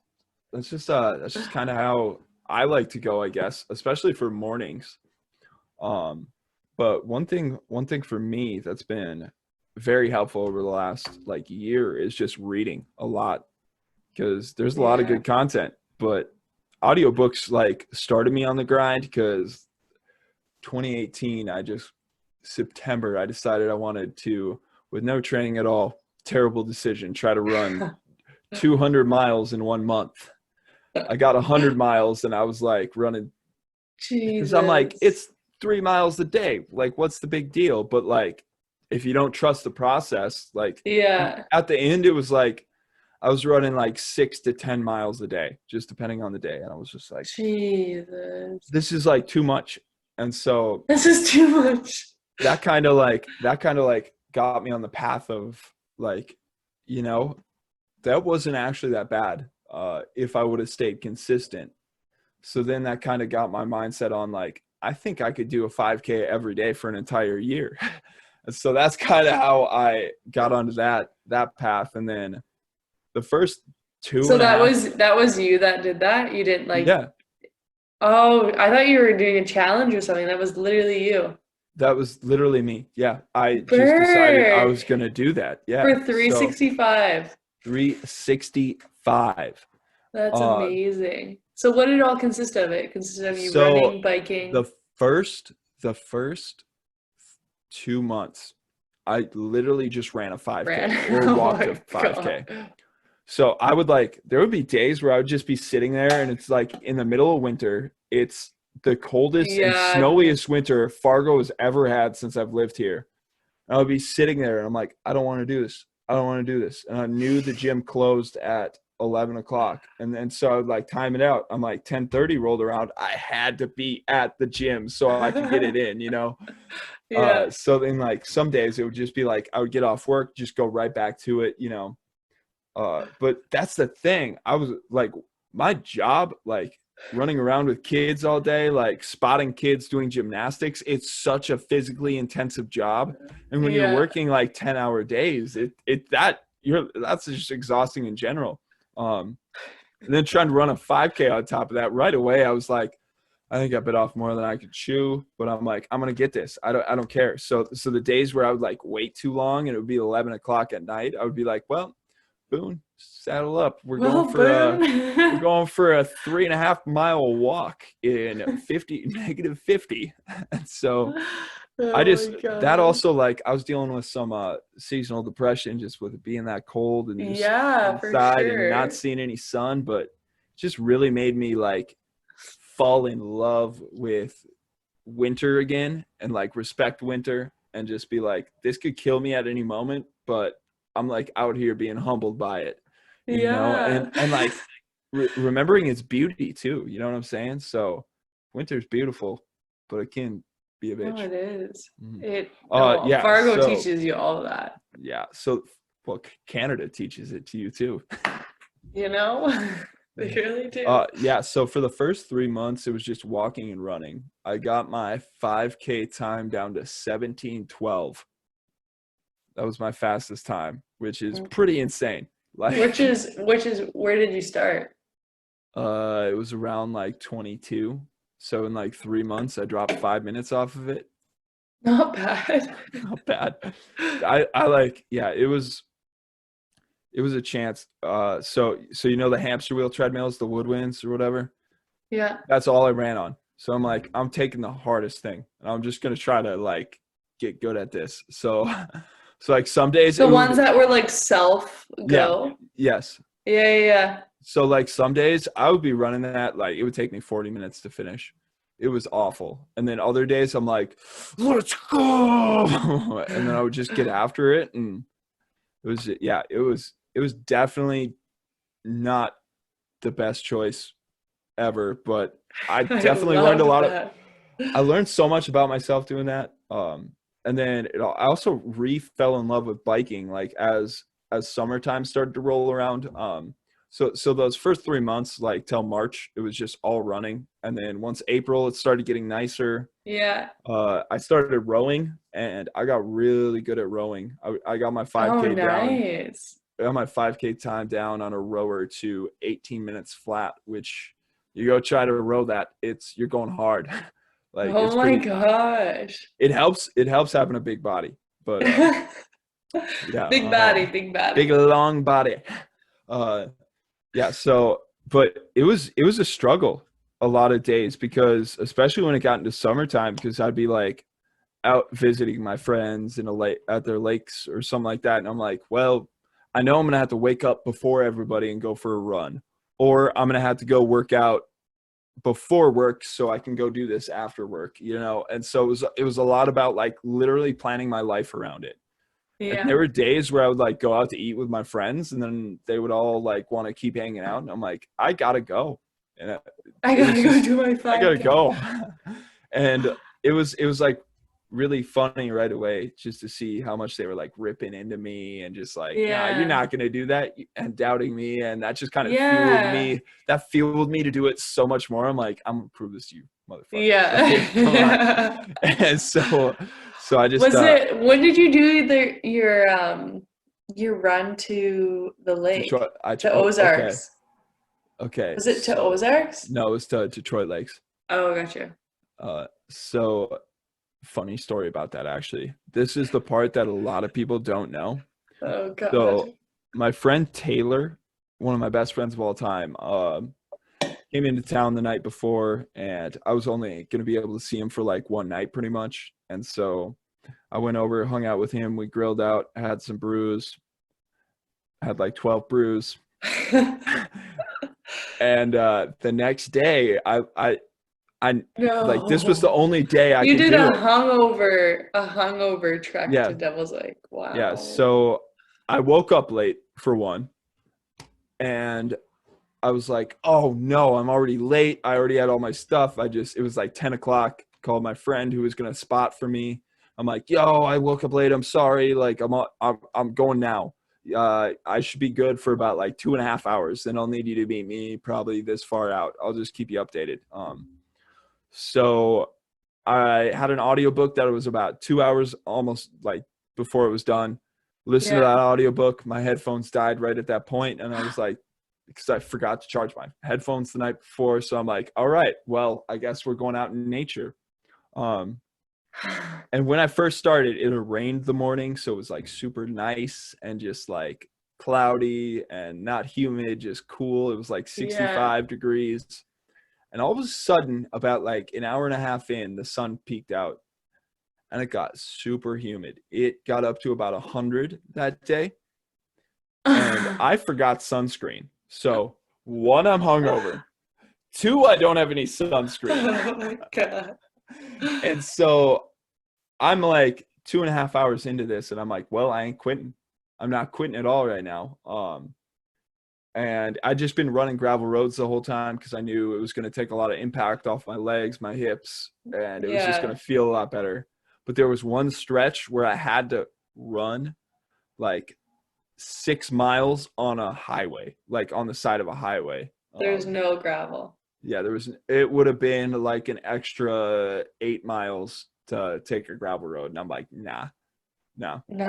So I'm on this road, and that was what killed me, being on the hot pavement with it reflecting on me, it being 100 degrees. Like that's where I really died, and I started to lose like just my mentality, and oh man. And then got to gravel road. I was feeling good, but my feet started hurting at that. I'm about like, okay, so just to go off at times, I ran about an hour and 50-minute half marathon, a 4-hour marathon, and then I went 12 miles in the next 6 hours. 6.5 hours. So I literally I fell off after the marathon.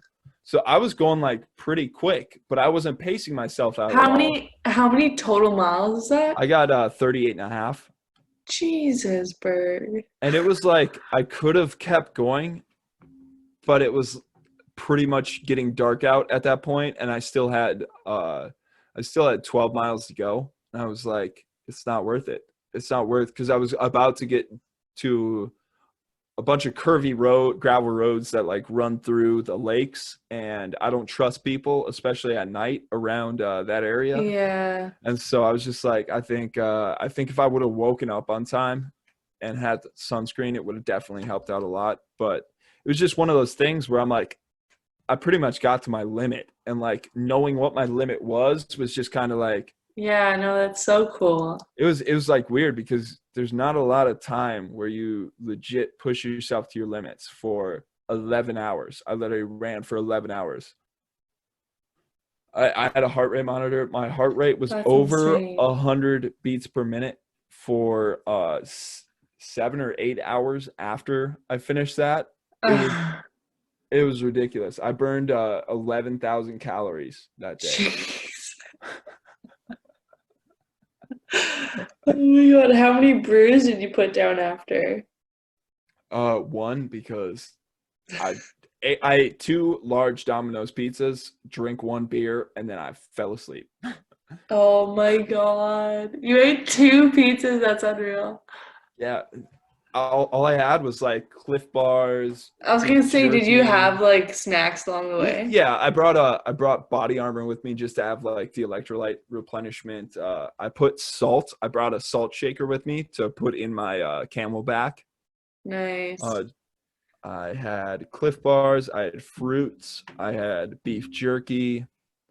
I should have like planned way better for it, but it was just like I don't know what to eat, and like eating while running sucks. I don't know, Yeah. like because you got to breathe out your nose, but you're trying to chew, and then when you swallow, Yeah. you can't breathe, but you're still running, and you're like, I can't breathe at all right now. It's all good. Yeah. So that was kind of my peak of running, and after that, I really tried to focus on biking because I needed to let my like legs cool Yeah. down for a little bit. So I got really big into biking like the second half of the year. And so I did so much biking. I did a couple 40, 50-mile bike rides. Jeez. Yeah. And one time I tried to bike to Detroit Lakes. Apparently I just can't get there because I got 50 miles and it's 55 miles and I got a flat tire and I had to walk. No. And the Did closest you place, walk 5 miles to no, no, Detroit no, no. Lakes? The closest place for me to stop, there was a truck or not truck stop, just a bar that was like 2 miles away. So I walked 2 miles. I picked my bike, threw it up on my shoulders, and walked 2 miles to the bar. Sat my bike down, went and hopped inside the bar, called Dave. Dave and came and picked me up. Oh Just my watched the Vikings game, and I'm like, God. oh man, I was so close. Uh, but I came down to I did a sober October fitness challenge with a couple of my friends, and we Oh did one yeah, in I saw that. June. That's July, June. I think it was July actually. Yes, July. one of the two. It was July. And I'd lost that. I got in second place. I'd lost by How like did you lose? because I wasn't as consistent as this. He literally ran like 7 miles plus every day. And I was like, I'll do 3 miles this day. I'll do like 8 miles. Then I'll do like 10 miles. Then I'll take a quick like bike. I Gee. would bike like 10 miles, but biking, you don't get your heart rate up as high, you know? So Wait, what were running, you guys gauging it on? we were using a Heart rate? My Zone Fitness tracker. Have you ever heard of those? Oh, I don't think so, no. So it's just like a heart rate monitor. And then depending on what heart rate zone you're in, it gives you like a certain amount of points per minute. So Oh, when you're at your when you're at 80 plus, it gives you 4 points per minute. So dang. and then so it's who gets the most points throughout that time. But yeah, Damn. so biking, I would stay in that 60 to 70 range, which is 60 is 2 points per minute, 70 is 3 points per minute. So Dang. if you're not running, it's hard to stay in Yeah. that like 80% unless you're like really kicking it in the bike or you're Yeah. going really long distance in the bike and you have to go super hard right away to get it up there. And then Yeah, you and just then have, yeah. maintain. And then so I would like go biking and I would just have like my phone up and I would just be trying to hit that 80% range, you know? So yeah, it was pretty funny, but yeah, I ended up losing to my boy Ron Detzler because he was just the consistency king. That's just how it went. And then my other buddy Marcus that did it with us, his house, like his basement flooded, so the last like 3 days he just had to drop out. So it was rough. Damn. And so we did it again in sober October, and me and Marcus went way hard. Ron just kind of like kept it chill, you know, he was still working hard, but me and Marcus went bonkers, and it was he was ahead of me by about like 2,000 points or 1,000 points, which is like two or three, like a good workout, like a 2-hour workout usually is about like 300 to 400 points. Damn. It was like 300. So it was coming down to where like if you weren't doing hard cardio for 4 hours a day, you weren't going to win. So it was pretty insane. But the last day I was down, and so the night before I biked 50 miles on an assault bike.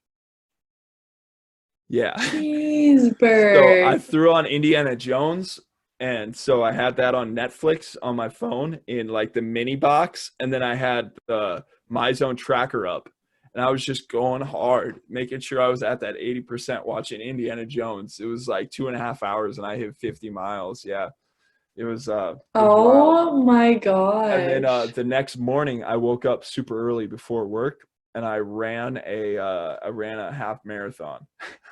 What the heck? And What?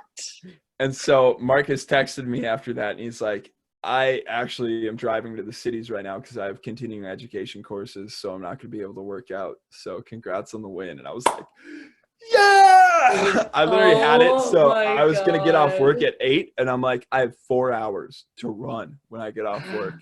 So I literally I was planning the second I got off work to just throw on my shoes, lace them up, and just run. Because I'm like, I Oh know, my because God. I was up by like 300 points at that point. I'd almost tied them like the night before, and I'm like, I'm just gonna like throw it in, so I'm ahead of him. And then Yeah. I know he's gonna work out to try to beat me, so then I have that time where I could just grind it. And it was Halloween night.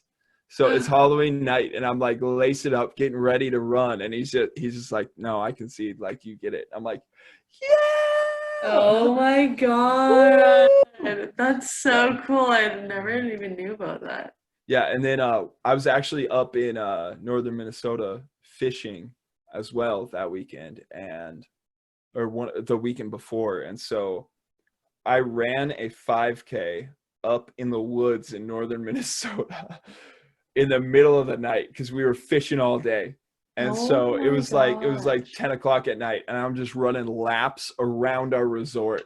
And it was like at one point a fox literally ran out like 2 feet from me, and Oh, what? I was just like, yeah, there could be like a bear, a mountain lion. And so I'm just like running even faster. I'm like, I need to get this done. Like, let's go.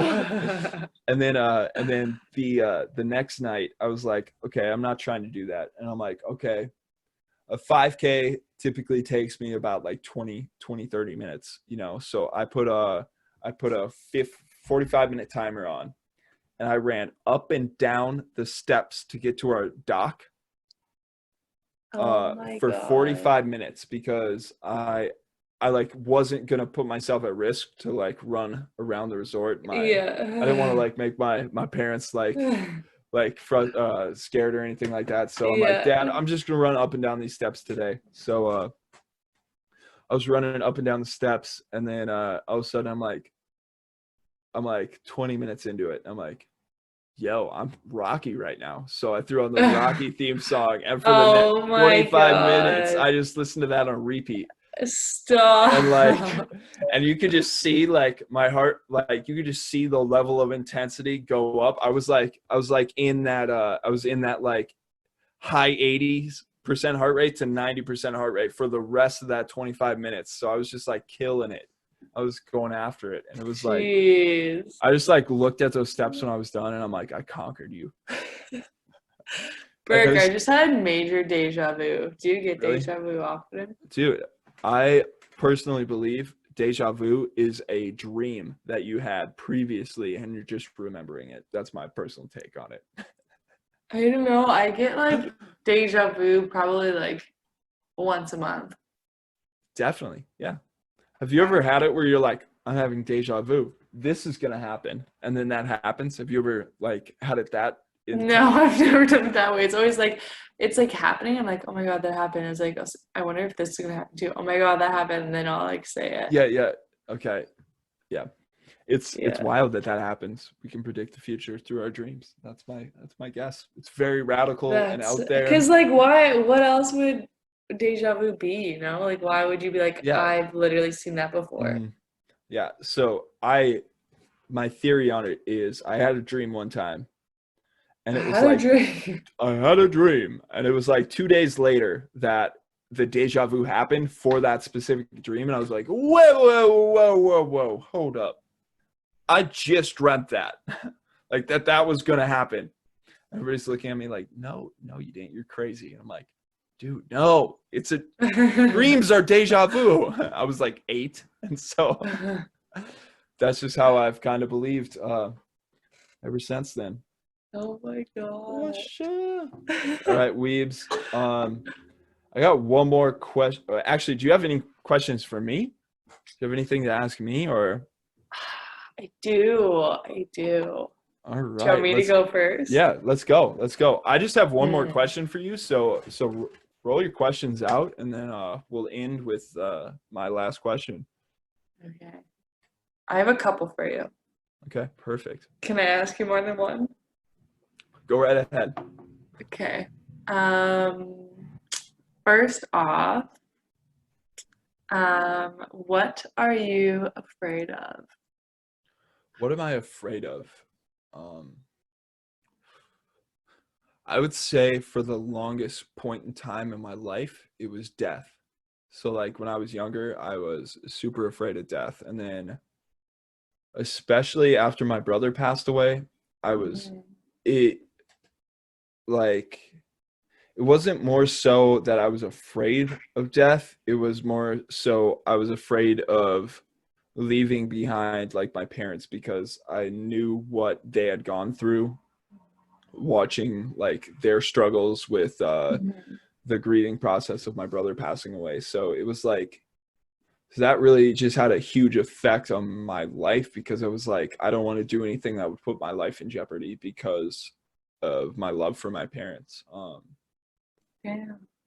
And then when I went to college, it was more like my failure to not, I would say, one, to not be accepted by everybody.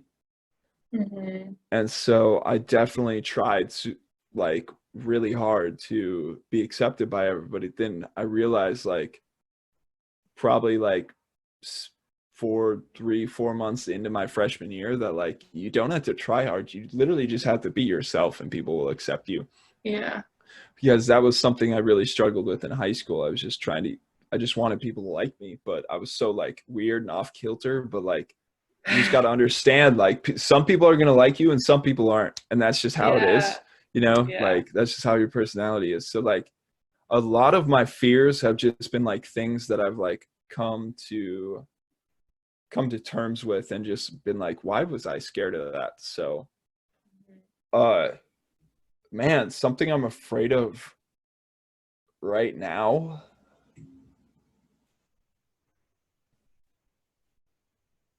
I would say like, I would probably say a relationship. I kind of fear like having a relationship in all honesty, because I don't know. It's just I don't want to go out of my comfort zone, and I don't want to have to like work somebody else in my life. But at the same time, it's something I really want and I desire, but it terrifies me so much because 100%. I'm also like, I don't know, like, do I want to marry this person? Like, do I want to have kids with this person?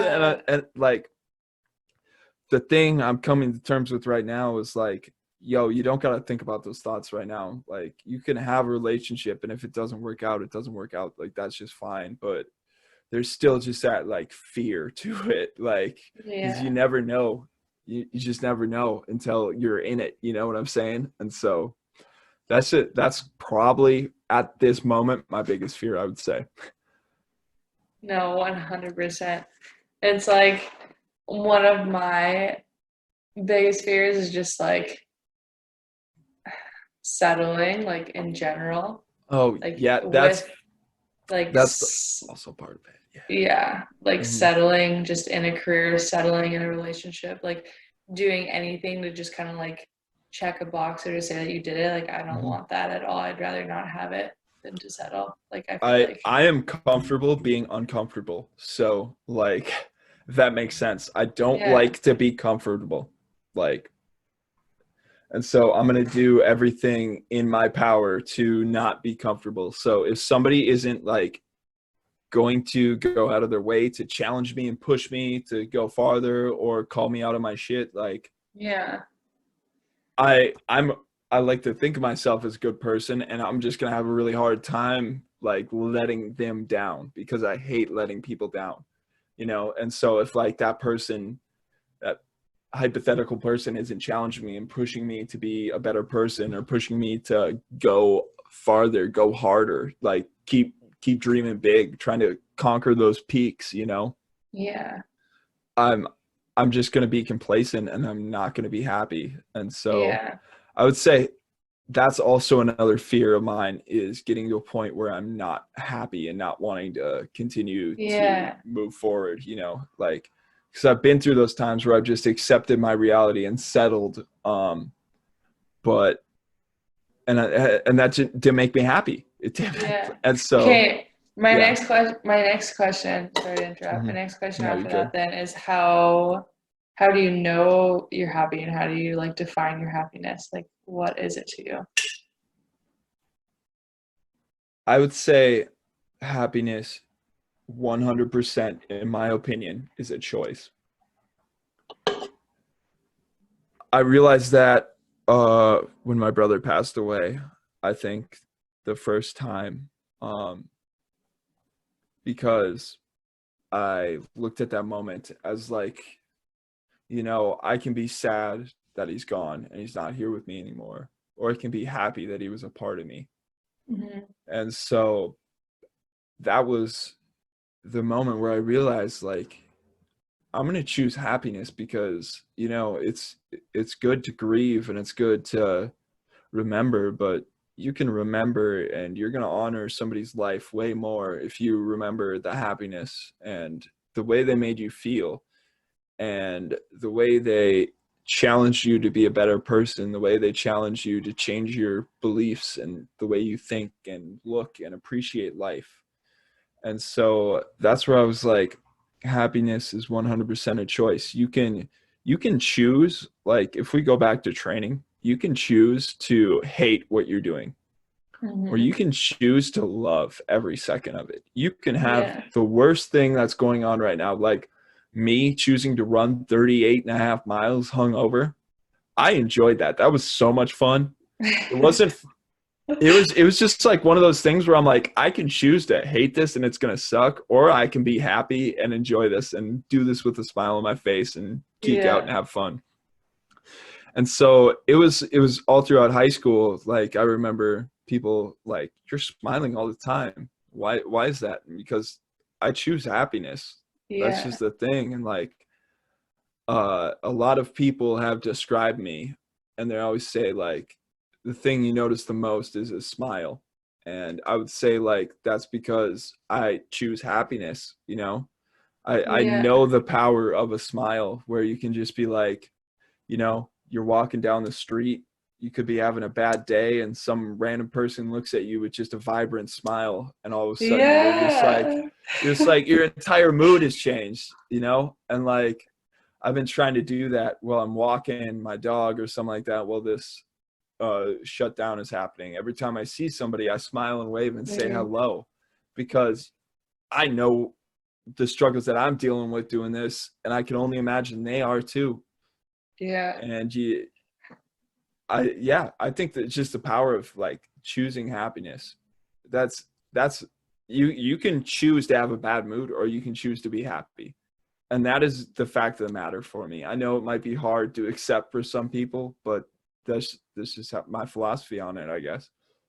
No, I love that. Enjoy the Power journey. Of choice. Enjoy the journey. Enjoy it. Live it. Be it. Live in the dream. Happiness, baby, happiness. Happiness. All right. What else you got, Weebs? I don't know. Those are like my two burning questions for you. Okay. Because I know you're super philosophical, so I just wanted to hear that. Okay. All right. So my last one is definitely a philosophical question. So I hope you're ready for this. Weird, right? So weird. What is some advice you would give to either somebody coming up in the field of strength and conditioning, or just some life advice in general that you would like to give to somebody?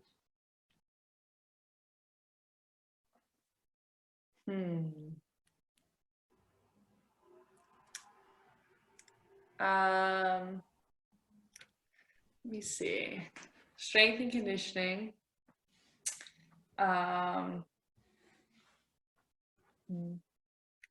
Just the littlest things matter. Like the things that you think that will be overlooked or overseen, like they matter and they add up, and that's what like earns you more responsibility down the line. So however small you may think something is, like it's really not.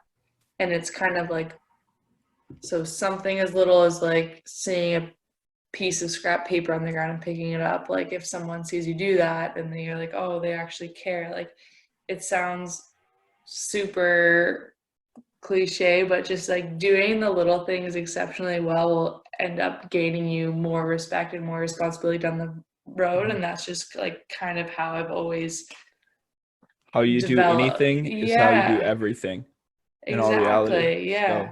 And just being humble and never being too good to do something, that's always helped too.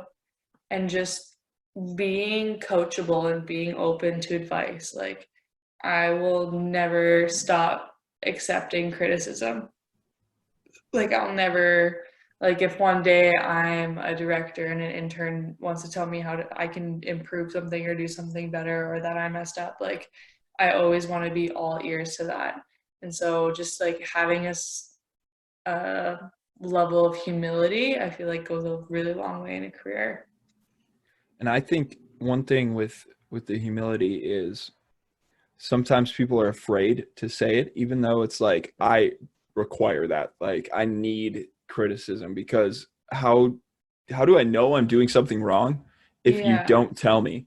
You know, so it's just naming those elephants in the room and like saying like, hey, you could do this better, you know, or you're not up to the standards on this. We need you to improve here, because you're never going to actually improve upon that unless somebody vocalizes it. So I think that one is huge. And some people don't like to hear it because it's not me being like me trying to destroy you or be rude to you. It's like, I want you to get better. So like, these are some ways you can get better. And so 100%. All right, what is just some general advice to anybody that think of yourself 5 to 10 years ago? What is something that you would have wanted to tell yourself?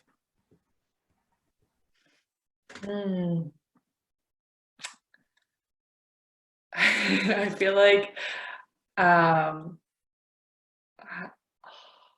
I don't know, like I just I would say you just gotta send it. You just gotta go for it. Like that's something I've been living by the last, like, I don't know, however many years, but just always going for it. And like, you're scared, and the outcome might be negative and you might get a door slammed in your face, but like, who cares? Like, you just gotta send it. You just gotta go for it. Sometimes it's better to get that door slammed in your face than which will like help you grow. Let your mind do it for you, because if you don't do it, you'll never know. But if you do it and you fail, that's better than not doing it at all. You're always fighting yourself. So like those first few times is always the hardest, but then after that you just kind of like build up courage. So just to kind of do everything, like lead with courage and just send it.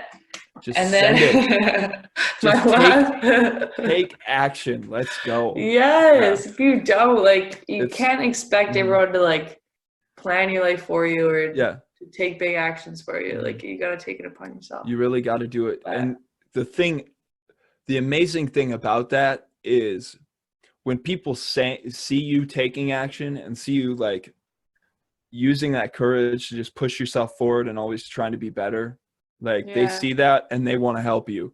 As in a case like yourself, how like if you weren't yourself and working hard and sending it all the time and being on that grind, like you went to had all those people help you and say, hey, you should try out for this. Hey, you should try out for that. And so like that's just that you are a prime example of how that plays out. And you know, like I know your philosophy is just going to like your personal philosophy is just going to continue to push you forward and continue to take you to bigger and better things. So thanks, Bird. gosh, I'm so blessed to have you as a friend, Weebs. Ditto. I'm so happy that we got to sit down and you got to be my first guest. I think this is a beautiful podcast, and so yes, can't wait to get this out to the pub. Yes. So where can everybody find you at? Just if they want to reach out to you, send you some comments and kind words, where should people reach out to you at? I'm on the gram at Coach B Wiebes, Coach.B Wiebes. So that's probably my main source. But otherwise, email, my personal email, brittany.a.wiebe@gmail.com. I'm also on there. And then LinkedIn under Brittany Wiebe. So a few different places. Awesome. Guys, get after her. She has a great mindset. Go follow her on the gram. Let's go. Let's go. One of my best friends of all time. Thank you so much, Weebs. Love you, Berg. Thank you so much for having me. Yep, this is so much fun. We'll have to do it again for sure. I can't wait to have you back on. Oh, right. Can't wait. See ya. Woo! Love you. Woo! Bye. Love you too. Bye. Whoop, whoop. We're going. We're live. So adding on to that, like another huge thing that I would give to people in general, like advice wise, is just be a joy to be around. Like I feel, exactly. Like it seems so small, but just being a joy to be around and people wanting to be around you and you like bringing light in the room, like I feel like that's gotten me to all the next positions where there might have been other candidates that are way more qualified than me, like I know they were, and they have way more knowledge than me, but if you just bring that light and you bring that energy and you bring that enthusiasm of like everyone wanting to get better and that willingness to learn, like that can get you so far, and people want to teach you and they want to bring you in, like even though it might be more work for them, if they enjoy being around you and having you around, like that's definitely helped me like go from position to position. So I would just say like that's for sure. No, that's yeah. Totally true. You just want to be like, I always look at it as be the person you want to, like be the change you want to see in the world, be like the person that needs to inspire that change. And so like you're just living that out right now, and so that's just awesome to see that like in that mindset, you've had that mindset, you've just been being that joy in the room and pushing forward, and it has brought you to the place you are right now, and like without that you wouldn't be that. So no, completely sure. I get that. It's so much, it's so helpful. Like I've just always looked at it at that different wording, I guess, for myself, but like be the change you want to see in the world, or like be the joy you want people to bring in. So Oh, that's awesome. I love that. Yeah. Joy to the world. Joy to the world.